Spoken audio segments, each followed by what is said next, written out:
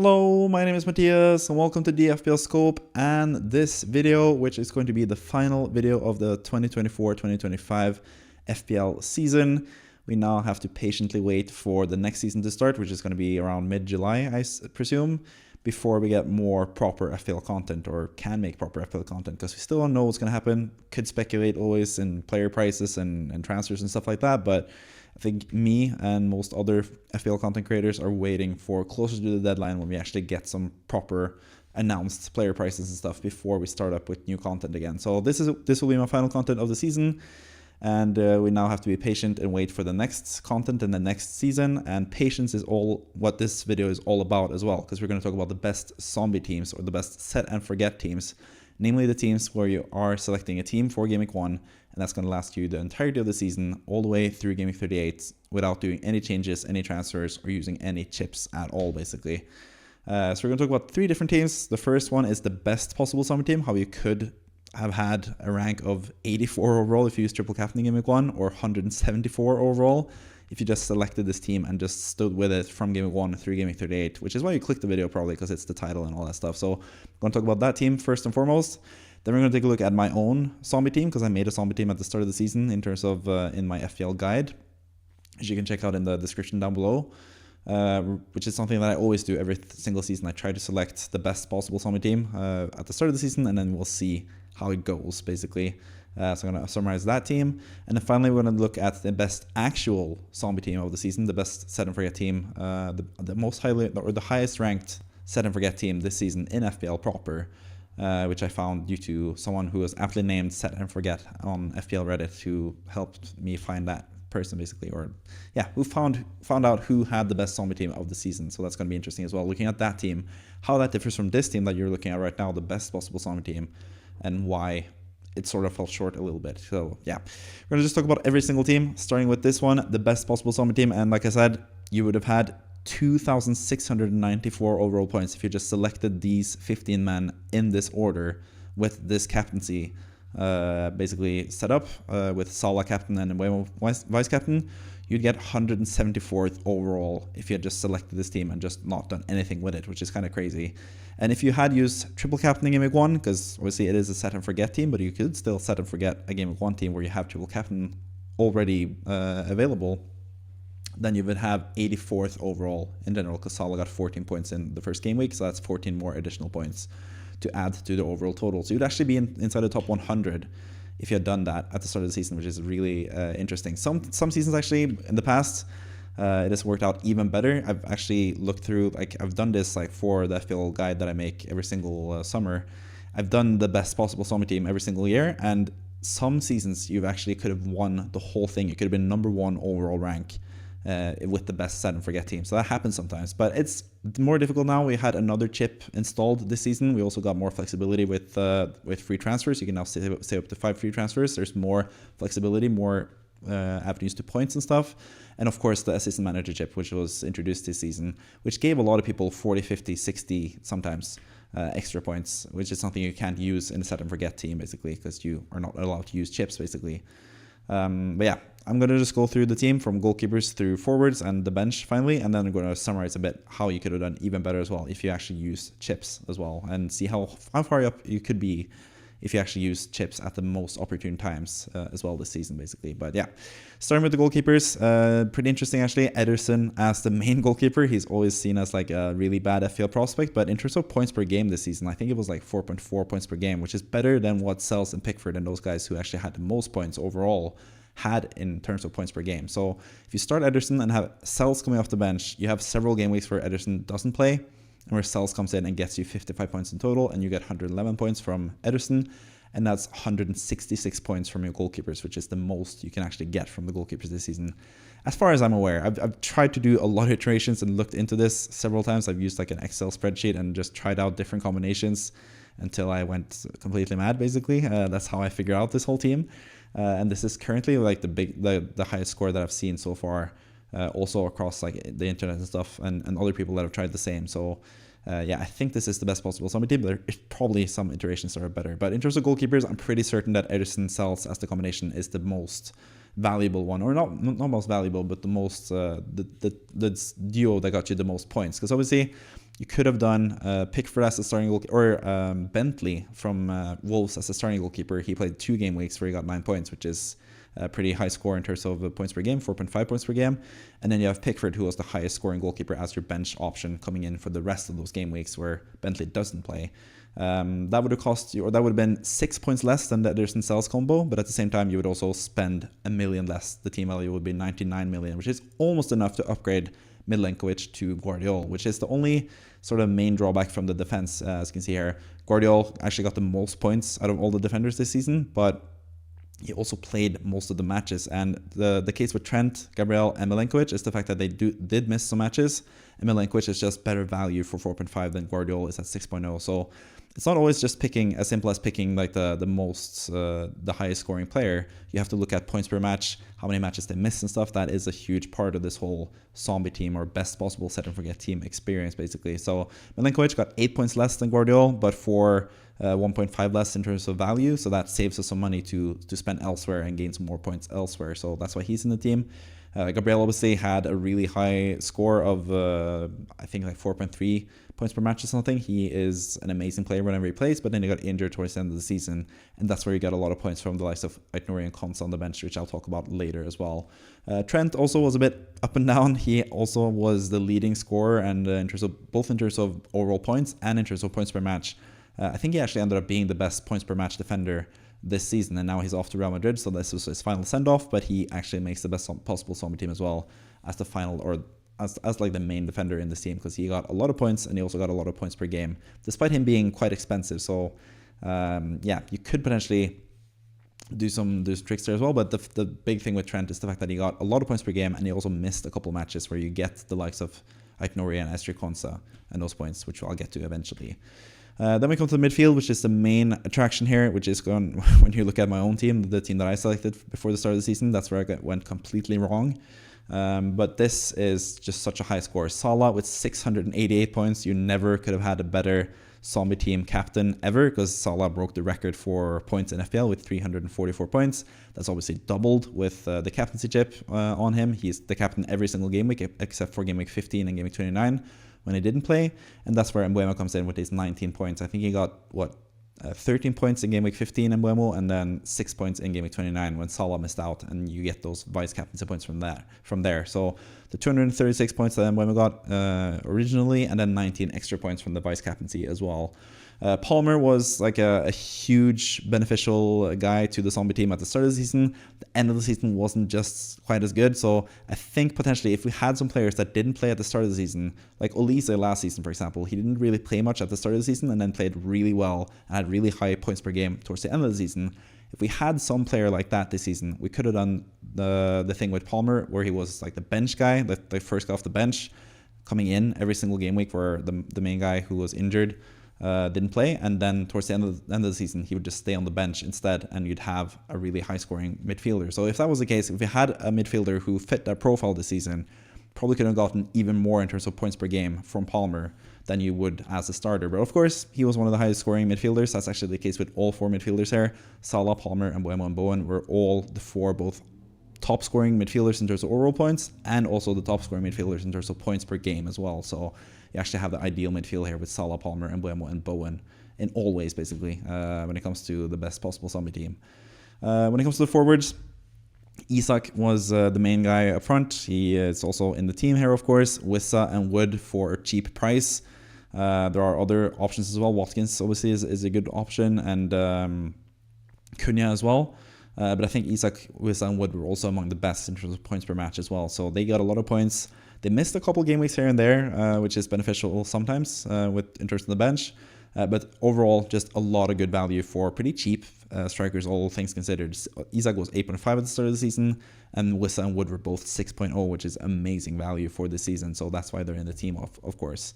Then you have the bench. I've already talked about Sells and how he came in for Ederson. Not really much magic there. It's just all the game weeks that Ederson missed, Sells comes in, and he got 55 points from those game weeks, which is, I think, again, I think his points per game average as the backup goalkeeper is better than his actual points per game average across the whole season. So he actually gained some extra points just because of that, because he comes in at the opportune times. He blanks sometimes, or doesn't really get to provide points when he's blanking, getting 2 points and 2-pointers and 1-pointers. And sometimes when he comes off the bench, he gets a lot of points as well to add to the tally here for this team.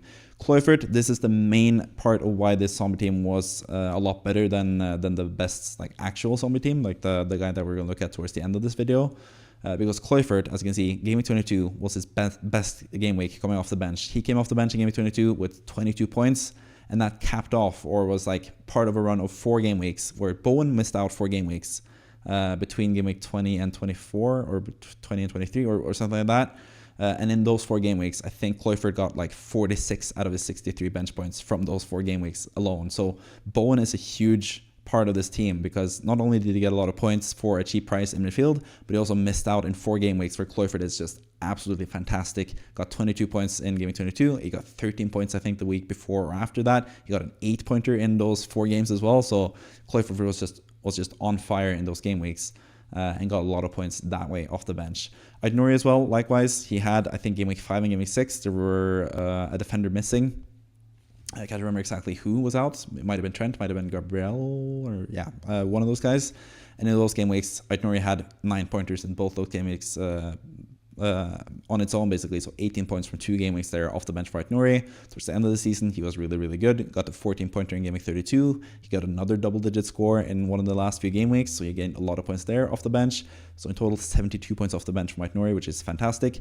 And again, he's someone that didn't really score that highly when it comes to points per match overall, because he plays every single game. I think he played every single game week this season, and he gets a lot of 1 and 2 pointers, but when he comes off the bench, a lot of those 1 and 2 pointers don't really count. You get a better defender in Trent or Gabriel or Milenkovic getting points rather than Aït-Nouri. But you also have these like massive game weeks for Aït-Nouri where he gets a high score, like in game week 32, for example, when he got 14 points, where he adds a really nice point total off the bench. So I think the actual points per match for benched Aït-Nouri in this team is like around like 4.6, 4.7 points per game, which is really, really good, of course, from a defender. But his actual points per game is like 3.5, which is kind of crazy. But that's the main reason, or that's the main part of being like the best defender off the bench in the zombie team. It's someone that has explosive power and he plays all the time, because you're going to need a backup defender for most of the season, because you are going to get some defender injuries when you have 3 starting defenders, and when one of them's missing, you need a defender off the bench. So yeah, Aït-Nouri is really good in that regard. When it comes to Konsa, most of his points was in game week 37 when he got a 15-pointer, scored a goal, got a clean sheet, got 3 bonus points. And in that game week, we needed him to play because both Gabriel and Trent Alexander-Arnold were out for that game week. So that was really helpful as well for the team overall. So yeah, 2,694 points in total, 174th overall rank. And if you had used the triple captaincy chip as well in game week 1 and just left it at that, set and forget, you would have been 84th overall. But if you also would have had the best possible bench boost, if you had used your chips only and not done any transfers, you could have bench boosted at the best time, which is game week, I can't remember off the top of my head which game week that was. You would have triple captain Salah in game week 34 instead, obviously, when he got like 40 something points as my captain. He gained a lot of points there. I think he got 29 points or something in that game week. So that's an additional really nice point total. And if you add those points up, you could actually get 2nd overall if you had used the best chips available as well. So you'd still be a couple like 34 points ahead or behind number 1 overall. But of course, it's really tough to do that. But you could also use free hit if you had used free hit in the best possible game week. I think one of these game weeks, this team actually scored like 29 points overall, which is a really bad game week, of course. If you had free hitted that game week instead and had selected like the best team, you would have been number 1 overall as well. But it's kind of cheating. Like the point of the zombie team or the set and forget team is not doing any changes and just leaving it at that. And like just the off chance of picking the best possible game week to do all these chips, bench boosts, assistant manager is the one that I'm forgetting as well. You could have done that with Glasner for Crystal Palace. If you do all those 3, you could be 2nd overall, but that is asking a lot, of course. Not only picking the best possible zombie team at the start of the season, which is basically impossible, and also picking the best chip usage. But that's not really what this is about. This is about selecting the best team for game week 1 all the way through game week 38 without doing any changes. And the proper way without any chips used would be 174th overall.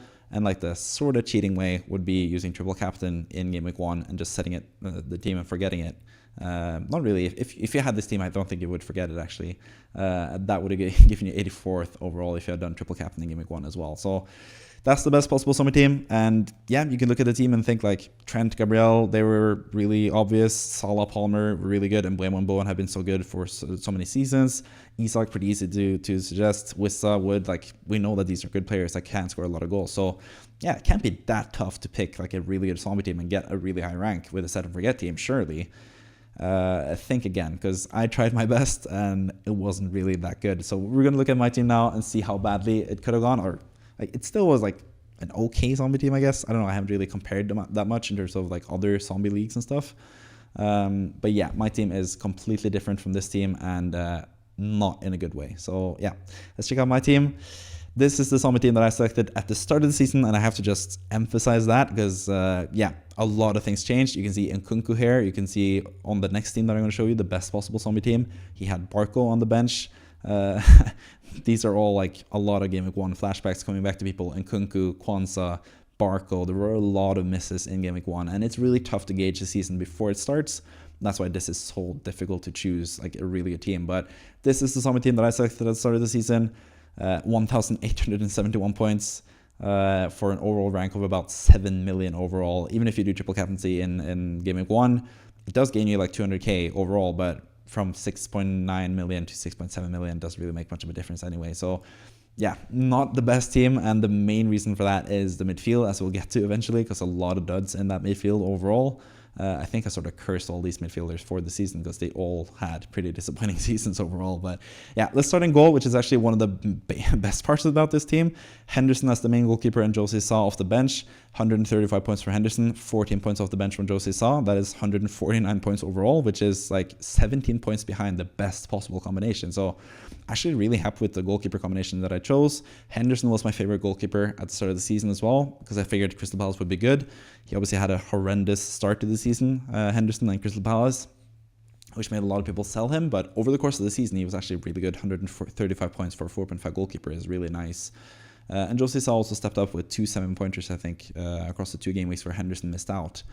So overall, that's a really good combination there with the goalkeepers. Really happy with that selection.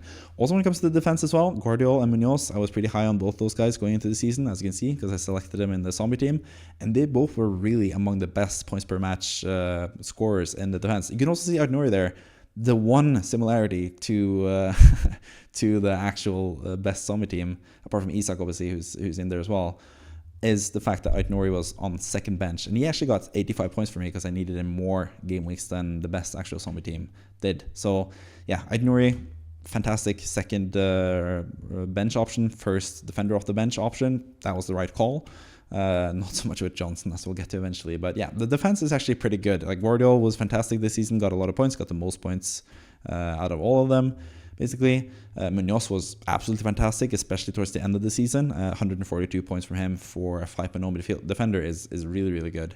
Udogie is the one dud. He was sort of like, even when he did play, he wasn't really that good. Got 43 points overall, was injured a lot of the time, which meant that a lot of the time you needed Ben Johnson off the bench, which is not a good idea. Because he ended up getting just 15 points in total off the bench for me in general, basically. But yeah.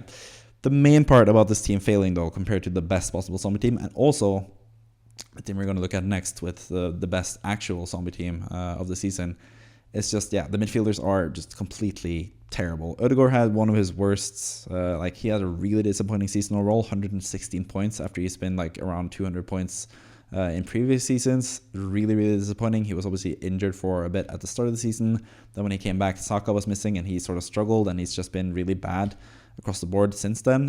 For Arsenal, at least. For Norway, he's actually been pretty good. I'm Norwegian, so I should know. He was actually the best player for Norway back in like March or April when they played a couple matches there. But that was pretty easy opposition. But yeah, Ødegaard, just really disappointing season.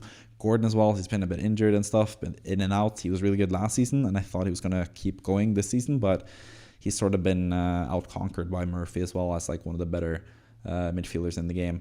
Mitoma as well, he was probably my best midfield choice. 145 points is decent for that price of 6.5, I think he was at the start of the season.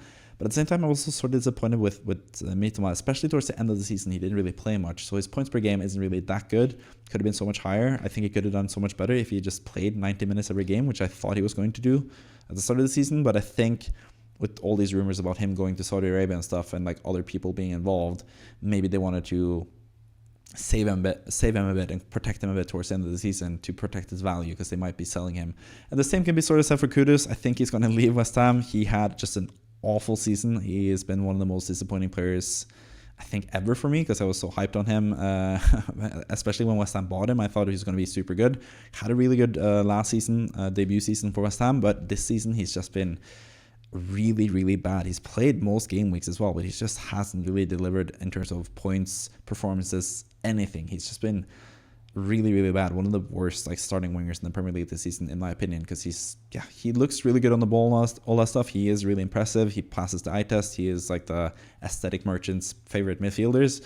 One of their favorite midfielders, but he's just been, in terms of output and in terms of production this season, has just been really terrible.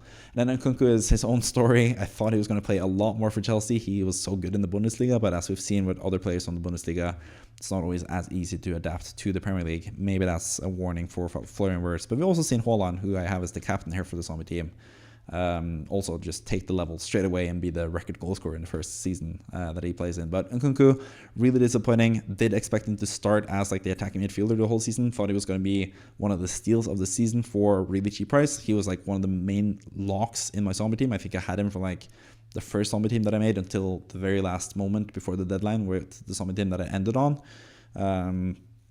It just didn't work out. Palmer took his place in the team, basically, because Palmer moved from the right to a more of a central role, and then Nkunku was just dropped out of the team and really struggled to deliver all season. So, yeah, the midfield, huge letdown of the Zombie team. And I should take that lesson for next season as well. Don't cheap out on the midfield. You need to have some really high-scoring midfielders, or really high-priced midfielders. High-scoring, of course, but high-priced midfielders to get a lot of points for the Zombie team, because, yeah, this is just not cutting it, basically, with all these cheap and not as effective midfielders in general. But most of that was done because I felt the need to have Haaland in front, because he had such an amazing first season in the Premier League, getting so many goals, or last season he was fantastic, getting so many goals. So he was like the main captaincy choice for me. I should have had more faith in Salah, but again, this is the curse of Salah and Eze for that matter, to a smaller extent.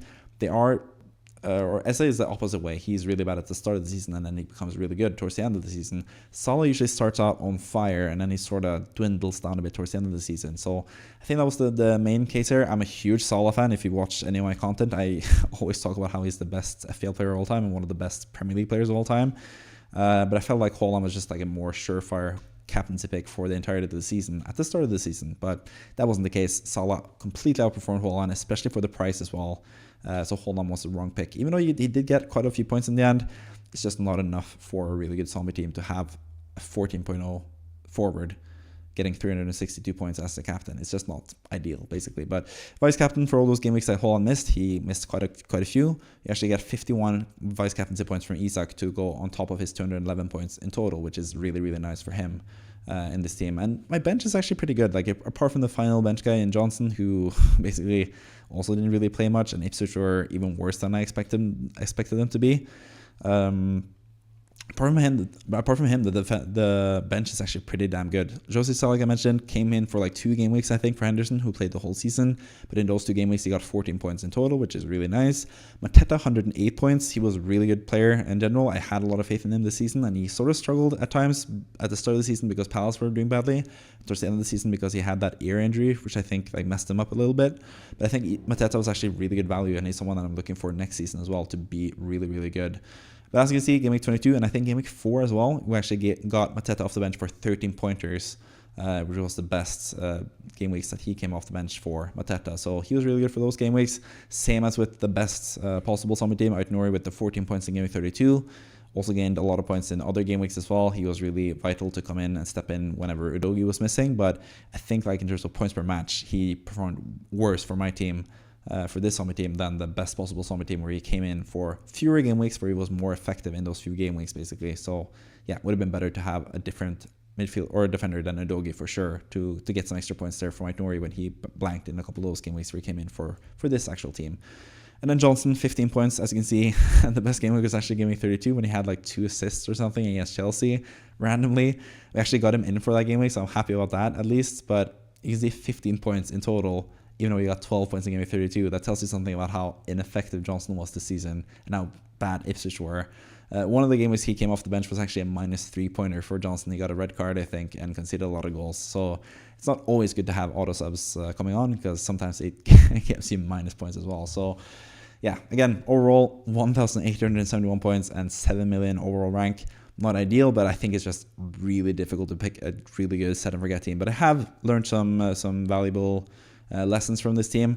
Don't go cheap on the midfielders. Those are the most high scoring players overall. Strikers are more where you can have cheaper players who play really well for like mid-table teams that do surprise us, like we saw with Brentford and Nottingham Forest with Wood and Wissa, for example, and Cunha as well for Wolves. Like, there's a lot of value to be had for the main striker for the worst teams in the league. There's not as much value to be had from the middling players from the middling teams in the Premier League, as you can see from the midfielders here, not really doing that well. So yeah, definitely for next season, when I'm going to make the zombie team for the 2025-2026 season, I'm going to have more of an emphasis on having really good midfielders. Because I think Salah, like, I've done the zombie team like for the last like 7-8 years, almost since Salah came back and started playing in the Premier League again for Liverpool.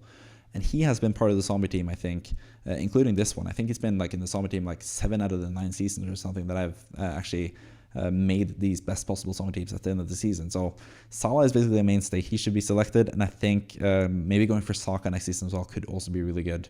I'm not going to get too much into like players for next season, because there's going to be so much things happening between now and Game Week 1 deadline. So I'm not going to get too much into next season, but I think Salah for sure is going to be there, and Saka someone that I'm looking at as well potentially. But yeah, that was my zombie team. 1,871 points in total. Not that good, of course. Not a rank you would be happy with in any other instance. But now we're going to get to a pretty funny thing with the best actual zombie team in the world. The manager that got the most points from having the same team from game 1 all the way through game week 38. So let's look at that team before we end this video, basically. So this is the best actual zombie team made by William Dew from Singapore. 100 million team value here as well.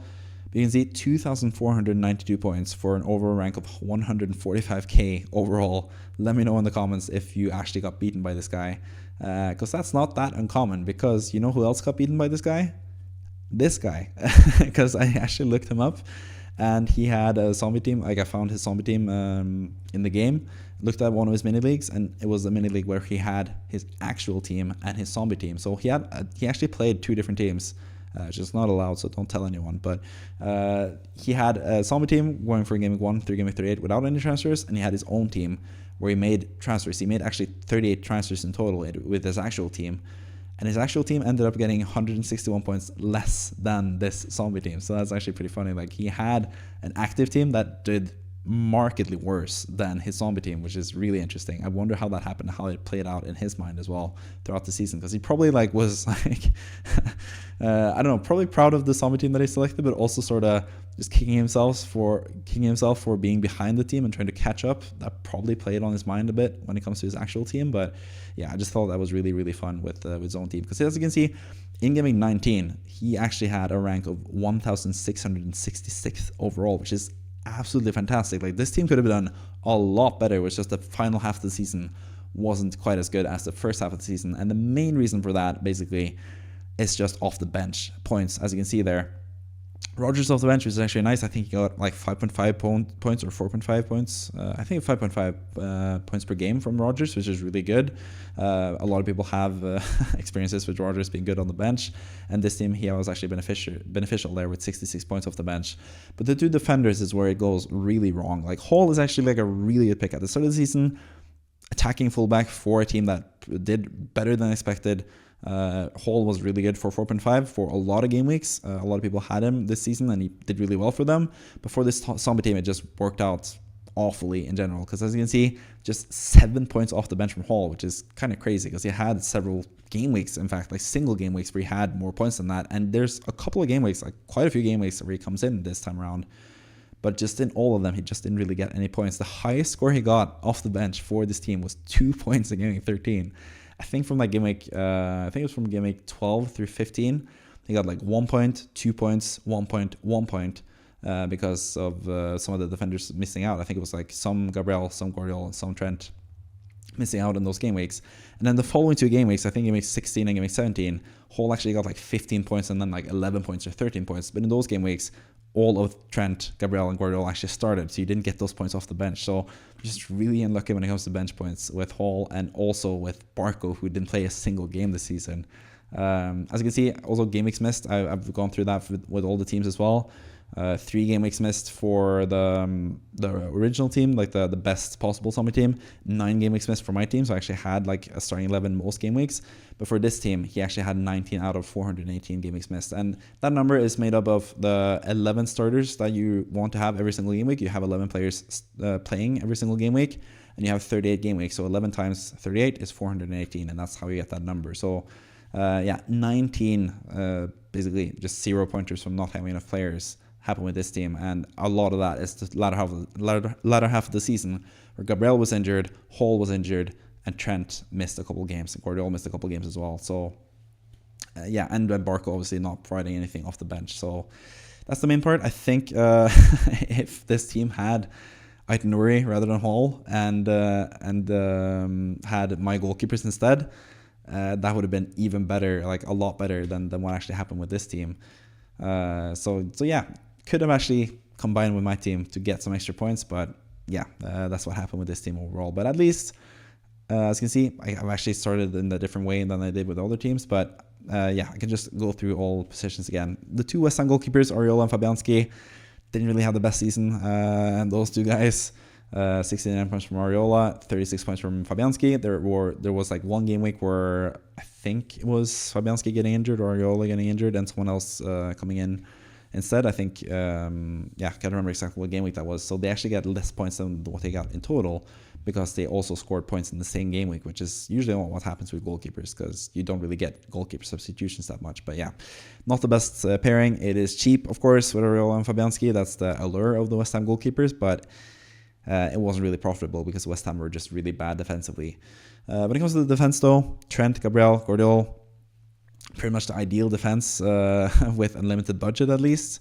The only difference between this defense and the best possible zombie team is the fact that Milenkovic is in for Guardiola. And that's just because it's like 8 points gained from 1.5 value gained in terms of Milenkovic over Guardiola. And some game weeks missed as well, which actually factors in as well. Which game weeks they do miss is quite important as well. But yeah, defense really, really good, apart from, of course, the guys off the bench. Hall is really unlucky. I think he's a fantastic pick as like the main defender off the bench, but just really unlucky with the final the injury to end the season for Hall.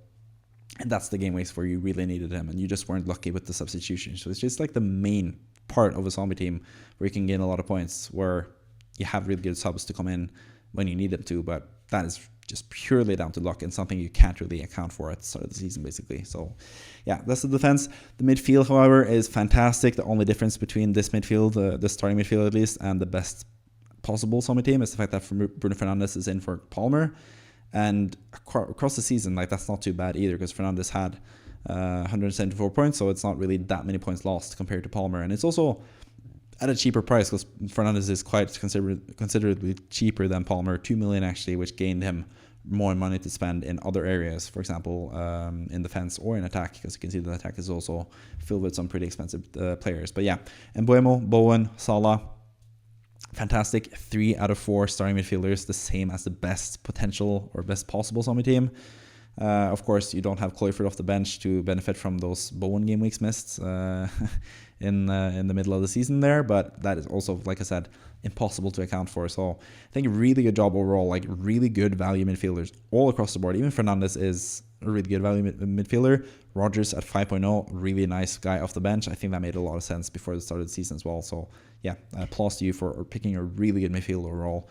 Strikers as well, really, really nice. A lot of points. Isak, Watkins, and Wood. Didn't go with Haaland, even though that was the main guy you had in your actual team for Game Week 1. That's probably why you started off behind this team and tried to chase it and couldn't really get to it in terms of overall points. But Isak was fantastic. Watkins was as well pretty fantastic across the season, all things considered, especially with the start with John Duran taking some minutes from him and stuff. And then Wood was obviously a fantastic pick up front as well, because he was in part of the best possible zombie team as well. So only difference here between this team and the best possible zombie team is Watkins.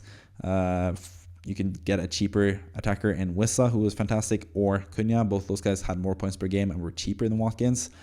But I think overall, 3 really good strikers, which gained you a lot of points overall here to get your total to 2,492 points across the season with a set and forget team, which is just absolutely fantastic and better than a lot of people watching this right now probably as well. So hats off to you. Could have done even better. Again, just seeing that gave me 19 rank of 1,666 with a set and forget team. That is just absolutely fantastic. So yeah, hats off to you. Maybe if you're watching this video, it would be nice to hear from you and get your thoughts about how everything unfolded and stuff. But yeah, really fun season for your set and forget team, and probably not the most fun season for the team that you actually had as well. So yeah, best of luck next season. Gonna try to challenge you when it comes to the zombie team. Probably not gonna make a zombie team because I don't really want to run the risk of being banned and stuff. But I'm gonna keep tabs on it like I did this time around with my team, and at the end of next season, we're going to tally up the points and see how my zombie team actually did. So yeah, but if any of you guys, if you're interested in making zombie teams as well, I could potentially make like a zombie league where you do like set and forget teams only. That would be kind of fun. I think it's a kind of fun way to approach FPL in general. But yeah, I hope this video was entertaining and fun for you. Some different teams that you can look at here and some different solutions. The best possible solution as well is really fun to see, and I always do this every single season just to see how well you could have done overall, and that's reflected in some of the FPL guides. I can actually link you that as well. If you're interested, I can show you in the comments as well if you want to see some other great zombie teams of the past, basically. But if you look at my FPL guide, thefplscope.com/FPL guide, you can actually go through like my thinking with the zombie team and why I selected the team that I did. And why I didn't select Salah, for example, because there were some rumors about him leaving potentially. He could have left in January and stuff, so I didn't really feel confident going with him. But yeah, you can read all of my thinking in terms of picking my zombie team at least. But yeah, I think that's everything that needs to be said. So with that out of the way, that's me done for the 2024-2025 season. I have a lot of good plans for next season. I'm going to be a lot more active, make a lot more videos, make a lot more varied content and stuff. I think it's going to be a huge season for FPL content creation for myself at least, and hopefully a huge season for me getting a lot of points overall with my actual team, and hopefully a really good zombie team as well. Let's see if I learned from my mistakes this season at least. But yeah, with all that out of the way, hope you enjoyed it. Please subscribe and get me closer to those 1,000 subscribers for next season, and I'll see you next year basically. So have a great summer, take some time off, just relax, do whatever pleases you. Don't worry about FPL or fantasy related games in general. Just live your life, have fun, hope you enjoy it, and just stay patient for the next season to start if you really are antsy about getting FPL content, because it's going to be coming back around July at some point basically. So with that out of the way, thank you for watching for the last time this season. It's really been a pleasure. Thank you for watching again. As I said a couple times now, see you next time. Bye bye.